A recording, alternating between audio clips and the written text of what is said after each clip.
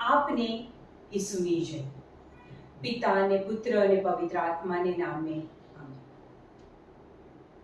થેસલોનિકા 5:16, 17 અને 18 ત્રણ વચનો સાંભળવામાં, વાંચવામાં ખૂબ સરસ લાગે છે, પણ એને સમજીએ તો પ્રભુની કૃપા વગર એ વચન આપણે આપણા જીવનમાં પાડી ના શકીએ. 16મું વચન કહે છે કે હંમેશા આનંદમાં રહેજો. 17મું વચન કહે છે કે હંમેશા પ્રાર્થના કરજો. અને 18મું વચન, ત્યાં જો સામાન્ય બુદ્ધિથી, માનવીય બુદ્ધિથી સમજવાનો પ્રયત્ન કરીએ તો એ કેટલું સમજવા માટે અઘરું છે, ડિફિકલ્ટ છે. 18મું વચન, બધી પરિસ્થિતિમાં ઈશ્વરનો આભાર માનજો.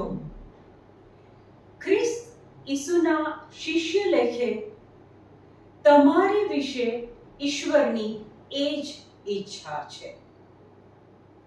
હંમેશા આનંદમાં રહેજો, હંમેશા પ્રાર્થના કરજો. કેવી રીતના શક્ય બને? સંજોગો આપણી વિપરીત હોય, નરી આંખે જોઈએ તો આપણા વિરુદ્ધની બાબતો બની રહી છે. બીમારી, અશાંતિ, ઝઘડા, ડિસ્પ્યુટ, આ બધું નરી આંખે જોવાય છે. અને ત્યાં પ્રભુ કહે છે હંમેશા આનંદમાં રહેજો. આ શક્ય કેવી રીતના બને? વિરુદ્ધની પરિસ્થિતિ, આપણા માટે નફરત, આપણા માટે અણગમો, આ બધું જોયા પછી આનંદમાં શી રીતે રહેવાય? ત્યાં યોહાન 14 એમાં પહેલું જ વચન ઈસુ કહે છે કે તમારા અંતરને અસ્વસ્થ થવા દેશો નહીં.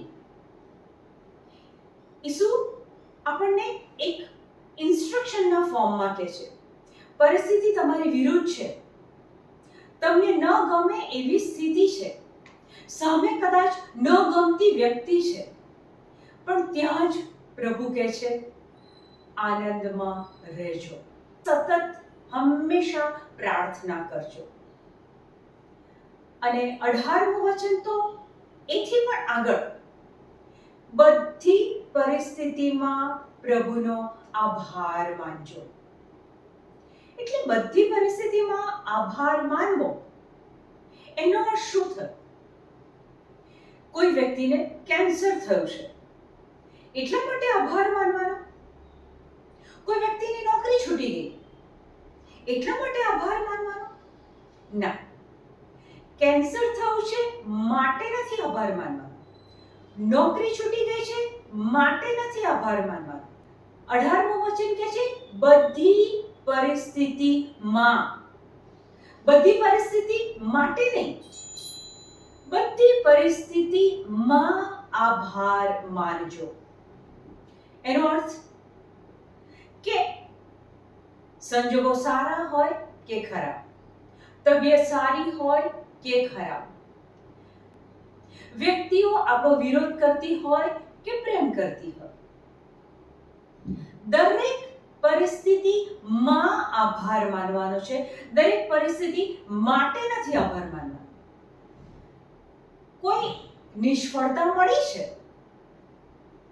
પણ એ નિષ્ફળતામાં પણ ઈસુ કહે છે તમારા અંતરને અસ્વસ્થ થવા દેશો નહીં.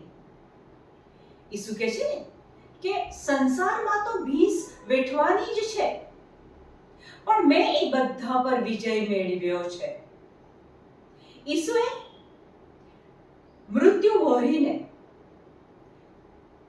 કબરમાં 3 દિવસ રહીને મૃત્યુ પર વિજય મેળવ્યો છે, શૈતાનને હંફાયો છે. એટલે પરિસ્થિતિ વિપરીત હોય, સંજોગો ખરાબ હોય, ડોક્ટરના રિપોર્ટ આપણી વિરુદ્ધમાં જતા હોય, ત્યાં ઈસુ આપણને પ્રેરણા આપે છે કે એનાથી દુખી ના થશો, હંમેશા આનંદમાં રહેજો, કારણ કે એ બીમારી પર મેં વિજય મેળવ્યો છે. હંમેશા પ્રાર્થનામાં રહેજો, તમારા અંતરને અસ્વસ્થ ના થવા દેશો. ઈસુ કહે છે કે મેં એક પરિસ્થિતિ પર કાબુ મેળવ્યો છે, વિજય મેળવ્યો છે. માટે ઈસુ કહે છે કે મારા પર શ્રદ્ધા રાખો અને બધી જ પરિસ્થિતિમાં પ્રભુનો આભાર માનો. ઈસુના શિષ્ય લખે, ઈશ્વરની આ જ ઈચ્છા છે. દેખીતી રીતે આ 3 વચન રોજિંદા જીવનમાં પાળવા અઘરા લાગે, પણ આપણી અંદર પ્રભુએ જે પવિત્ર આત્માની ભેટ આપી છે, જો આપણે પવિત્ર આત્મા પાસે આ મદદ માંગીએ, આ કૃપા માંગીએ કે પવિત્ર આત્મા સ્થિતિ, પરિસ્થિતિ, ડોક્ટરનો રિપોર્ટ, લોકોનો વ્યવહાર મારી વિરુદ્ધમાં છે. પવિત્ર આત્મા મને અત્યારે બળ આપો, શક્તિ આપો, એ કૃપા આપો કે આ બધી જ પરિસ્થિતિમાં ઈસુના કહેવા પ્રમાણે હું મારા અંતરને અસ્વસ્થ ના થવા દઉં, આ સ્થિતિમાં પણ આનંદમાં રહું, પ્રાર્થનામાં રહું અને આ સ્થિતિમાં પણ પ્રભુનો આભાર માનું. જ્યારે આપણે પવિત્ર આત્માની મદદ માંગીએ છીએ, ત્યારે માનવીય પ્રયત્નથી જે અશક્ય છે, એ પવિત્ર આત્માની મદદથી એ બધું જ આપણે કરી શકીએ છીએ. Thank you Jesus, praise you Jesus, amen.